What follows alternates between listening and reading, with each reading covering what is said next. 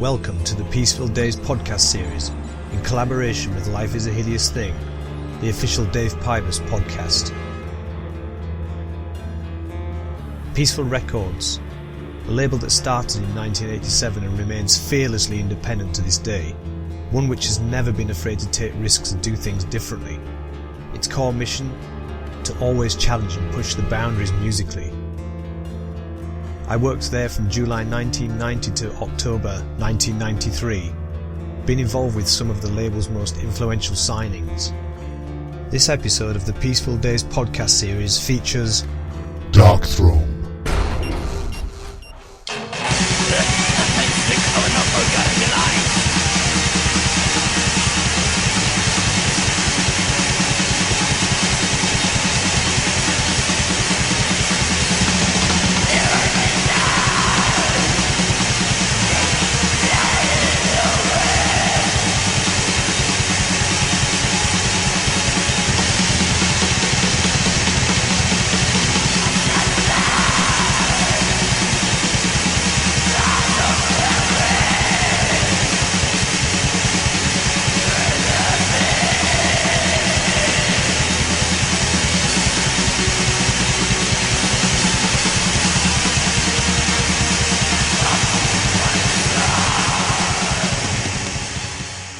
I'd like to welcome Ted to the Peaceville Days podcast series, episode 4. That's a long time, Dave. Well, I was trying to remember earlier how long. I think it had to be like 91, 92, maybe. I can't actually remember, if I'm honest. Oh, so it's like 5 years ago. How are you doing? Yeah, I'm doing fine, thanks. It's very well. I mean, depends on what people expect their 40s to be like, but for me, it's absolutely brilliant. That's good to hear. Yeah. I don't know how to formally start, and I always do this because I'm just doing it kind of like it's like a conversation. I'm not like an interview guy. Oh, that's nice. I like conversations, and you can just slip into the things you want to do. Yeah, something like that. I'm obviously not going to call you Nocturno Culto because I never did. Thank you, Dave. I appreciate that. I knew you guys before that actually happened, so... Yeah. I did actually, the last 10 years, I did several attempts on actually get rid of the stage name and do something else. I can have another stage name, but I always get voted down by everybody, so I just have to stick with it and... pretend it's not there, but or something. And I just did Thomas from At the Gates like 2 weeks ago. Nice one. We were talking about, obviously, he was involved with designing the Darkthrone logo from the start. Yeah. And then I realized that I'd designed their logo that they were using as a backdrop on the tour. Oh, yeah. Back in the office days, like using a little typewriter and then photocopying it until it all fucked up. It was actually a very nice time, and Peaceville actually had an office, and all the employees and managing everything themselves. Yep. But I guess time just does that. But the working relations we have with Peaceville and Snapper is, it's excellent, and I can not even begin to tell you how pleased we are to I mean we feel really lucky. We've been really lucky up in all these years actually with labels and people to work with. It's just brilliant. When we signed you guys for like around the demo days, yeah, we got the Cromlech demo. Yeah. Who did the cover for that? I can't remember. I can't remember that either, actually. Okay, because it's so old. Yeah. I just can't remember it, actually. It's all right. It's not important. Yeah. But I remember we got one in the office that was actually, I think, addressed to Hammy. Like the photo, because we used to do this back in the day with demos. Is you could alter them and then just put a cassette in there, and you could change the artwork. And we got one. I remember there was one in the office that actually was like it said recorded for Peaceville. That's right. There was only like a couple of songs on there, which was really back in the day. And I was going to ask, like, because when we commissioned the first album, I think Hammy knew Duncan Fregredo, the cover artist, because he lived quite close to us. I never met him.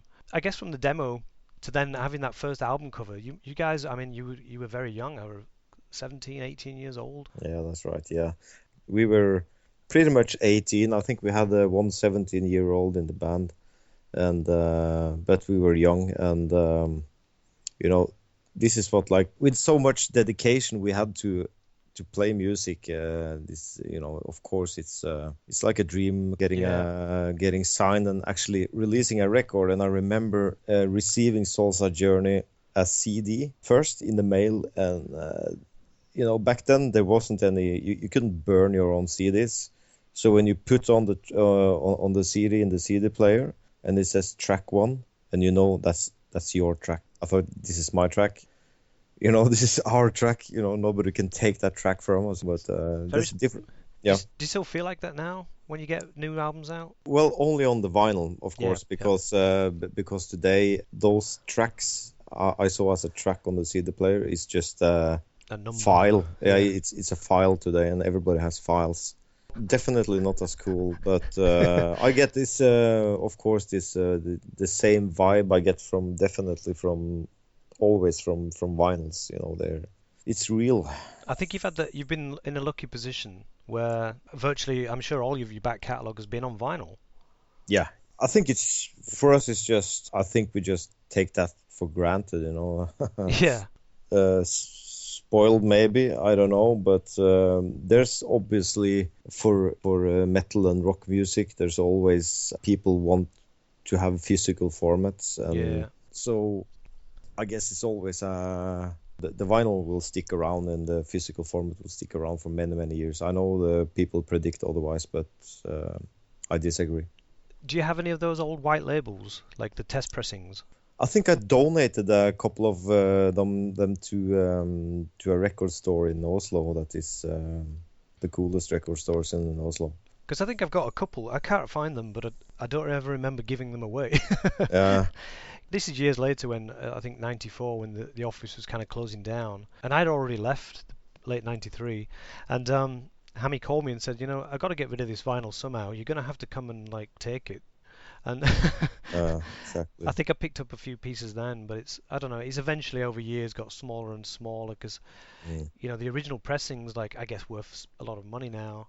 Back in the day, I guess you give it to friends as presents, and sure, you go to crazy parties and play them and then lose them, and yeah, exactly. And for me, it's always very I mean, I'm not a record collector. I buy vinyl and I listen to them, So for me, it's just consumption. But when I see the prices for some vinyls, it's people are fucking crazy. But if you are into it, you are into it. So everybody has their thing, I remember there was a time when you came over to England. We went, it might have been Halifax, and we went to a few vinyl stores. You were buying I remember you were buying loads of really weird albums, like electro albums, 70s, prog. I don't know. I didn't even understand what it was when you seem to know very well what you were buying, and I was like, Yeah. I remember. I think I also picked up the Dream Death album when I was in UK. Yeah, maybe that was Halifax. Yeah. Yeah. Did you still have all those records? Yeah. Wow. Not all of them, but I have the Dream Death album definitely. But over the years, fortunately, there's been a lot of drinking and losing stuff, and so I feel like a bird that has been shot down and trying to rise again, so something. Yeah. I don't know. Come on, Ted. Yeah, sure. You'll be fine. Well, definitely when it comes to my vinyl collection, definitely. And it was a very special time for me because I'd never been exposed to like making records before, and obviously I was now surrounded by very new bands and lots of vinyl, and CD was kind of new for us too because we were pressing the records onto CD, and that was kind of a big deal for us at the office.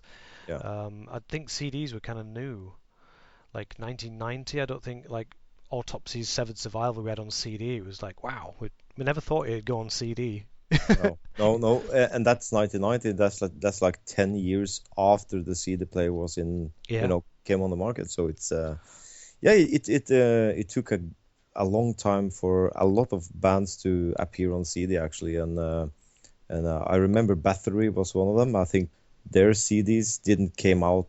It was way in the 90s, I think, and unfortunately it sucked because they had remastered the whole thing, so it didn't sound so good. But I have the vinyls anyway, so. Me too. I got a friend of mine gave me the vinyls that was signed by Cawthon. Oh, nice. And I've never played them. I won't play them now because Nope. obviously he's dead. So I Yep. won't play them. I just don't think it's right. I don't know why it's weird. No. It's like a time that's gone, and I don't want to upset myself by going back. Yeah. Well, everybody should take care of the vinyls. I mean, it's like a living product. And I think it's around that time when you sort of said, it must have been when A Blaze in the Northern Sky was out. You called the office and said, I'm moving far away to the woods and I'm not going to be around much. Yeah. And I was like, what do you mean? What do you mean the woods? Yeah, yeah. You know, Yeah, the whole, I mean, Norway is basically woods, so I moved away. I didn't know actually where to. I was just hopping on a bus to a place I've heard of, and it felt like I was going north of Oslo, and I found out it was like northeast of Oslo, on the border to Sweden, actually. It's like a 3 hours drive back then. Fortunately, we are very few people, so we have a lot of space. But even in the city I live in now, it's around this area, it lives like maybe a bit more than 100,000 people. And for me, that's a lot of people. But if you drive like 10 minutes, you're in the countryside anyway. So I think you must have been 92 when you visited England. Yeah. And which was really cool actually, because we felt very kind of disconnected from you guys because one, you weren't touring, and we only kind of spoke to you when you were on the phone. Yeah. And obviously you were then saying, I'm going into I'm getting out of Oslo. I don't want to be around all these people. And then we managed to persuade you to come to England for a small visit. Yeah. And I remember one of the distinct funny memories I have, not funny, but it was kind of weird for me at the time, was you insisted on buying a bottle of Jack Daniels every day. Oh, yeah, okay. Do you remember? You don't remember that because you well, when you say that, yeah, that's it comes back to me now, yeah. But I remember like saying why, because it's quite expensive, and you were like, no, it's very cheap. Yeah, it's cheap, yeah. And I was like, you don't have to drink a bottle of Jack every day on principle that it's like half price. No, well, it's compared to the prices we have in Norway, definitely cheap in England. But I remember in the office, I think it was, I don't know, middle of 91. And this is after the first album, Soulside Journey, had been kind of successful for us. And we, the label, were like having ideas for like, getting you guys to come over and tour with Autopsy, I think. Yeah. And even those guys were starting to reject the position. I think one day we got this kind of big envelope. It's like an A4 envelope with... there was just a picture on the outside of you guys. It was you and Gilvy and Ivor. Yeah. It was I think from the rehearsal rooms in corpse paint. On the outside of the envelope, it was stuck on the outside.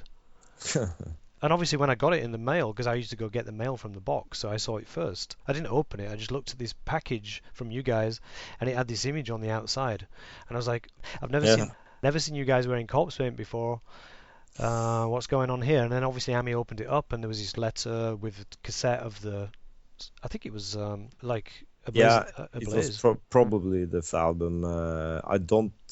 I can't remember that we sent any rehearsal tapes or demos on the second album. No. So it probably was the master tapes. Yeah, and so we obviously listened to it and we were like, oh my god, because it was such a big contrast from the first album's kind of death metal to this now very stark, crazy music, and I loved that. I mean, at the time we were confused, I must admit, and it was very like special time. And I think there was an instruction for me inside there in pen saying these are the 3 next album covers all in the same package. It was crazy. I've never had that before.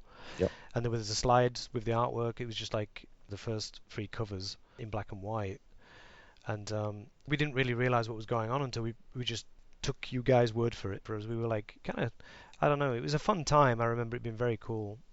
Yeah, it was really interesting because when we started out, we were just young guys with an interest in metal music, and of course when we started, when I joined the band, they released one demo, and they had their way, but I was doing songwriting with those guys when I joined the band, and it was a natural development to do we're young, we want to be really good at our instrument, of course, and liking to push each other and making cool music. And so I don't know, death metal was like, it was bound to be like that, almost, it was the direction it took anyway. So, but I remember after the first album, we worked on Goat Lord, and that was a lot of work because it was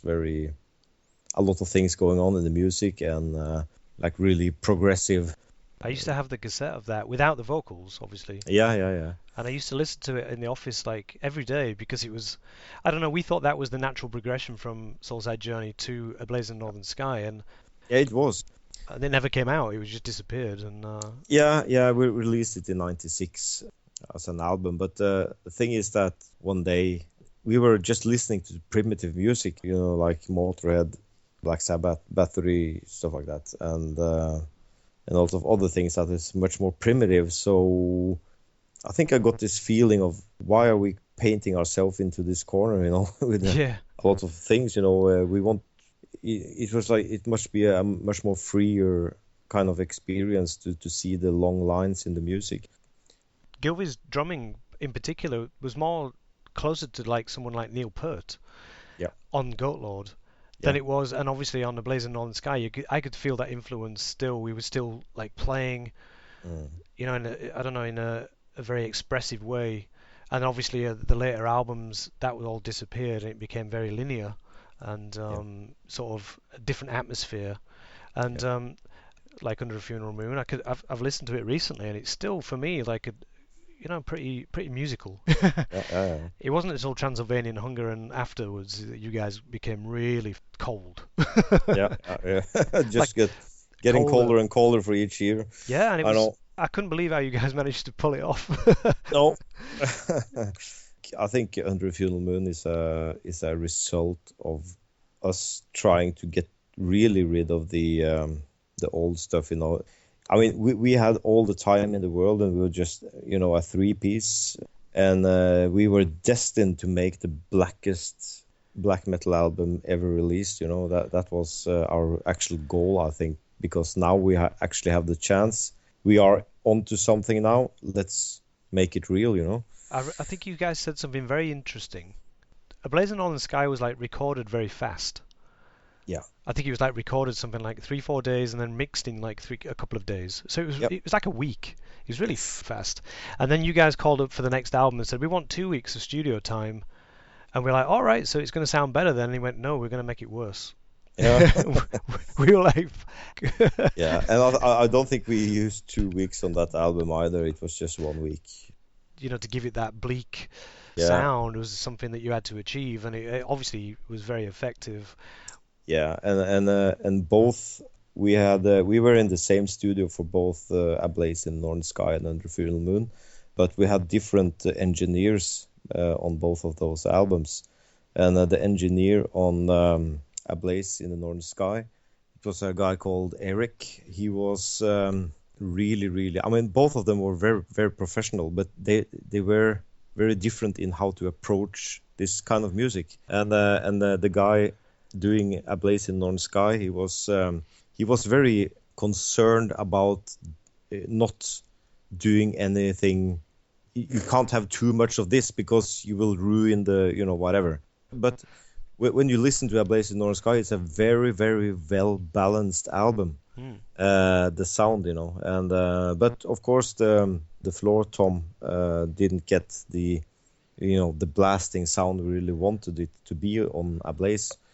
Probably for the best. I mean, that album turned out like a really balanced, great album. But when it comes to Under Funeral Moon, this guy was completely different. I mean, he came in with like he kind of looked like a laid back, like Jesus or something. He had really like a wide, fluffy pants and something like that, and he had like sandals, flip-flops or whatever, and he came in, we were really happy and a nice guy. And when we started to work with him, we understood that he was thinking completely different. I mean, he was like, okay, you want more of this, and how much do you want, and he was like going over the top, so we have to calm him down, it's like he was completely different. It was a good, very effective record. Yeah, it was. I can't really remember what equipment we used back then, but I mean, I was obviously playing bass on that album, and it's actually, I mean, Under Full Moon is also our one album with just one guitar track. I found it was very effective with the drums, with the floor tom being very deep. Yeah. And it kind of reminded me of something like in, not Lord of the Rings, but like in Moria, where they were explaining the dynamic of like the deep sound underneath the earth. Yeah.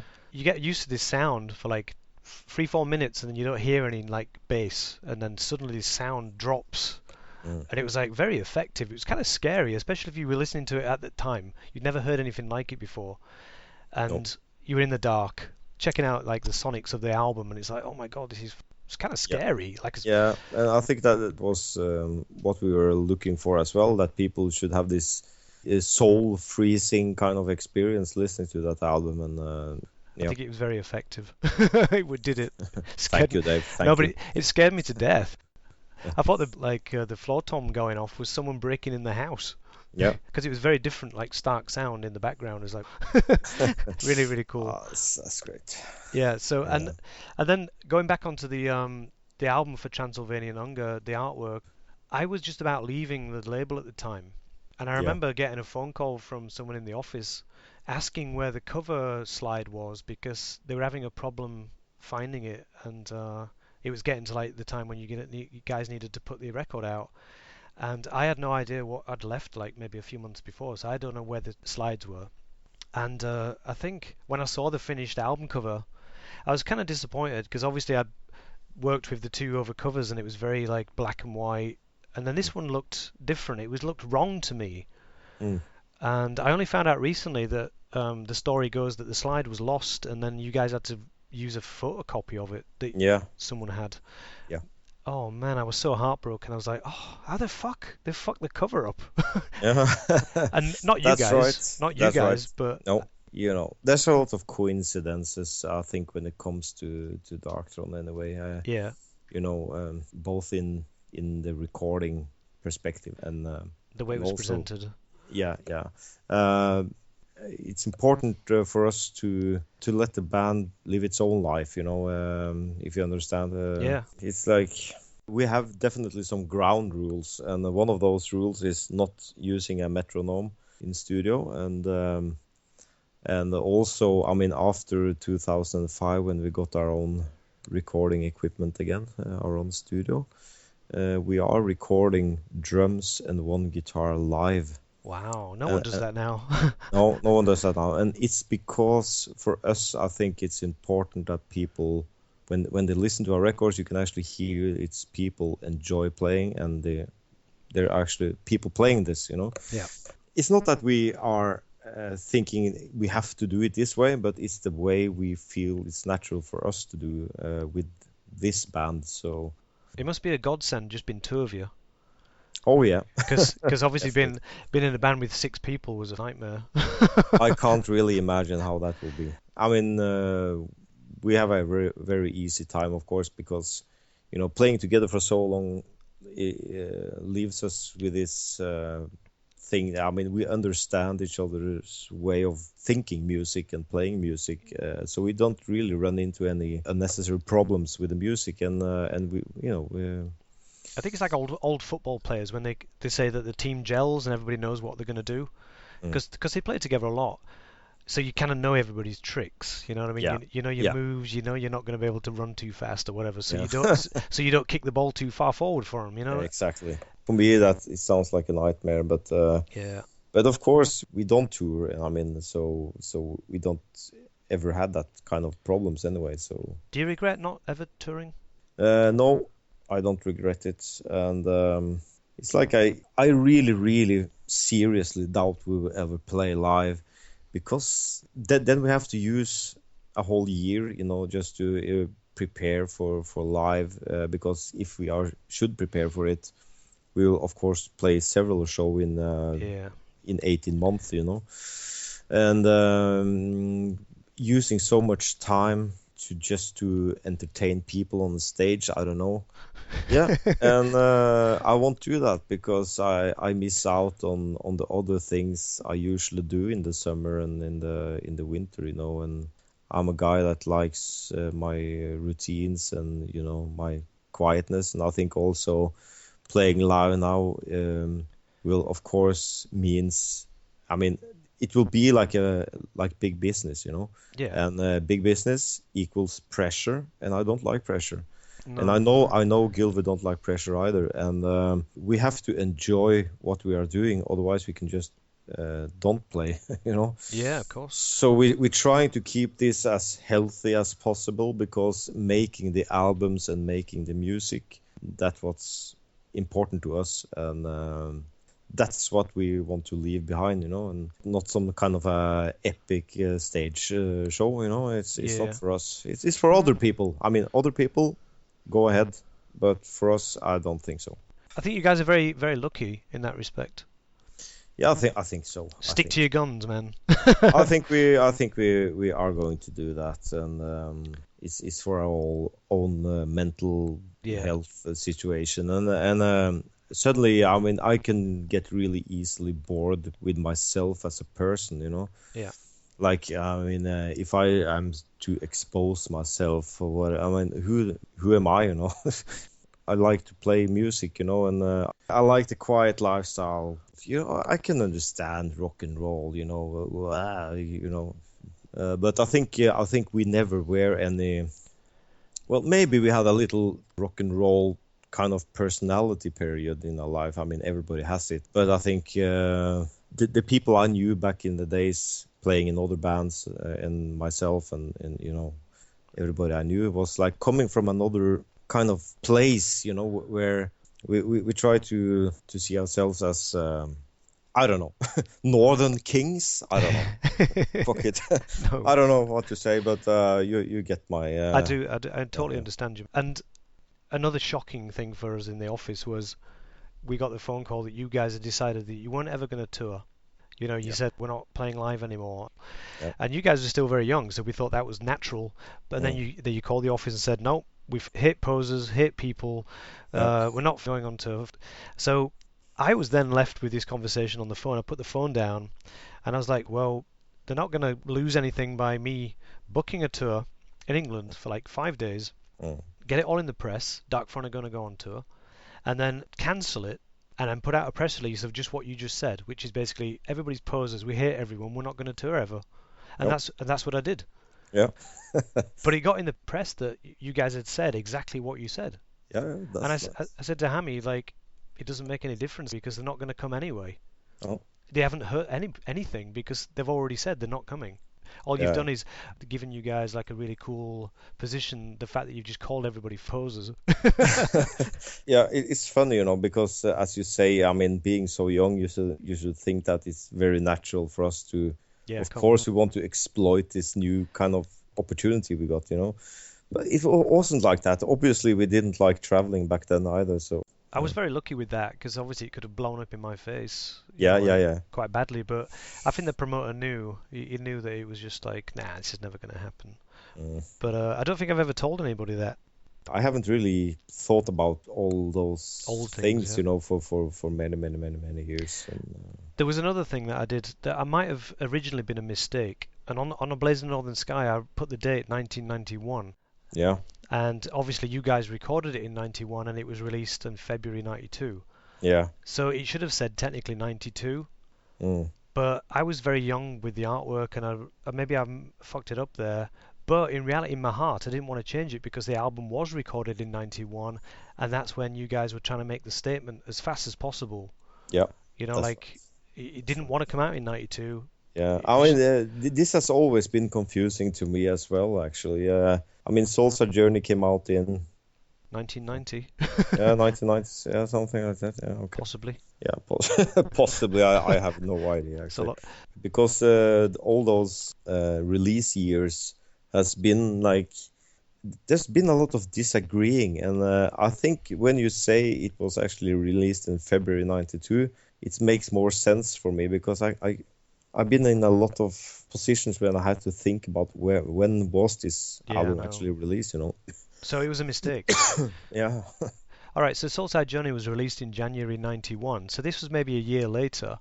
Yeah. But you guys were, being very fast with the change. So fast that we only found out from this letter. We didn't even really realize what was going on until we got this package with the artwork and the master tapes. I think you guys were obviously waiting to get it all together to basically pull that trick on us. Yeah. So we couldn't maybe make a big deal out of it. But yeah, I think it was a mistake with the 91 thing. It's funny that the picture of us were outside the package, and it's probably to give you guys to give you guys a heads up what was going to happen. I think that they were from the rehearsal room. I don't think they were very cool pictures actually, and I don't think they were used on any of the records. Because obviously I was having to build the back of the covers with the pictures you sent me, and I wish I could do it all again now, because obviously being a graphic designer you can see mistakes and could have done it better, and I never done anything like that before. And then I told this to Chris from Autopsy. I changed the color of the disc on the CD. Yeah. And I think A Blazing on the Sky was the first one was white. Yeah, that's right. Yeah, and I called the guy in the factory and said, okay, when it gets to 2000, change it to black. Yeah. And he was like, why? I was like, well, I don't know, just want to do it. Yeah. And I guess that made the first pressing very rare. I just wanted it to be different, Yeah, that's right. I actually saw that first edition of my A Blaze CD with white CD. I saw it when I just moved now, and it's nice to see it again. That for me personally was another mistake, because you guys were trying to be as dark as possible, so the disc should have been black. Well, we thought that was really great, because white is like for here in Norway, definitely it's like a cold color, like snow or something. Yeah. When we look outside and we see all the pines with a lot of snow on it. I think when I obviously changed it to black, I was thinking, right, I finally corrected the mistake. Yeah. It shouldn't have been white in the first place, because it looked kind of white. Yeah. And you're a black metal band. I kind of lost touch with you guys after I'd left the label, and I realized that Transylvanian cover was for me like wrong. I kind of lost track with you guys' career then, and you guys were putting out a lot of records for a while. Really fast. Yeah, we did. We were very effective. Whenever we think about Darkthrone, we are actually doing something productive, like making music. So. And since we don't play, we can release a lot of records, but we actually had a natural break now for a couple of years due to whatever. I think we were kind of exhausted with the underground resistance, because it actually peaked somehow in that. So I think what we are about to do now is different again. So. And you've got a new CD coming out, which is part of the vinyl you just did. What's it called? Black Death and Beyond? Yeah, that's right. And that's coming out on CD? Yeah, it looks really nice. That looked like a lot of work. Yeah, we worked in, I think it took like a year or something at least to share stories with the writer, to meet him, of course, in Oslo, and spending some time with him, and of course all the design work. And we of course had the choice to, how much of your personal life are you going to reveal now, like personal information or whatever. Well, thanks for your time, Ted. Yeah, sure. It's nice. It's always this was kind of interesting. I've been forced to think about a stuff. few different things, yeah. And nice talking to you, Dave. And cheers, man. if it's something, stay in touch, okay?